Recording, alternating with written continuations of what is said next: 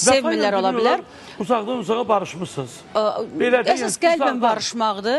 Ola bilər bir zamanlar insanlar olur, hər birimizin, vallahi heç kim deyə bilməz ki, yoxdur. Qəlbimizdə əsəb var, kin var, nifrət də var.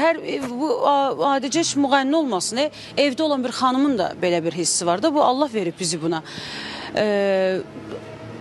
Mənim də həmən Vəfa ilə çox cüzi də, yəni balaca bir xırda bir söhbətimiz olmuşdu və o da bitdi, getdi. Zamanla bu qəlbimdən çıxdı, artıq sonra beynimdən də çıxdı və tamamen mən onu əfv eləməyə çalışdım ki, çünki qoy o da məni əfv eləsin. Həyat bizim bir-birimizə qarşı mübarizə aparacaq, nifrət edəcək qədər vallah uzun deyil. Mən ha sənə nifrət eləyim, sənə zərər verməyəcəm, öz qəlbimi pis günə qoyacam, öz qəlbimi içi-içimdən yiyəcəm, olacaq bir baxacam ki, güzgüyə artıq həmənki Zeynəb deyiləm. Çünki ürəyim üzümü də yiyəcək.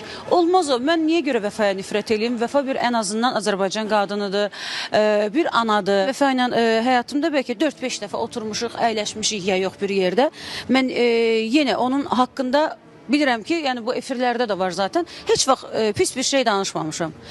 Orada əgər nəsə bir şəxsi hərəkət olubsa da. Və bundan sonra da əminəm ki, danışmarıq, lap barışsaq da, efir xatirinə barışmarıq biz. Kənarda barışarıq. Vəfanın başına gələn söhbətləri bilirsiniz. Mən sevmədim. Az çəkmirəm.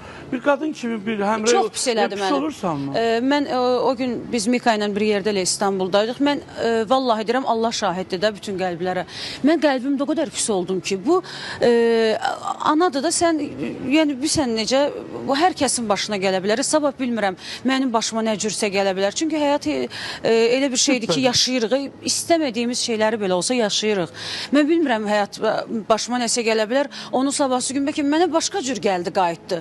Və ona görə heç vaxt Allah şahidimdir ki, sevinmədim mən o şeyə. Əksinə çox pis oldum ki, çünki o körpə balaca 2 dənə uşaq var da, yəni biz hər birimiz körpə olmuşuq, müdafiəsiz olmuşuq. Kimdənsə nəsə müdafiə istəmişik. Və bu insan, bu balaca körpələr müdafiəsizdir. Mən istəmərəm şəxsən heç kimin övladının başına gəlsin. Tamam, Vəfaya kim nə istəyir, şəxsi məsələlərdir, deyə bilər, Vəfa da ona deyə bilər, başqa məsələ. Amma uşaqlara toxunmaq bir də ən sevmədiyim və bilirəm ki, bunu heç kim sevməz, dünyasını dəyişən insanlara heç vaxt toxunmaq olmaz. Çünki o hər birimizin evimizdə, ailəmizdə var və olacaq.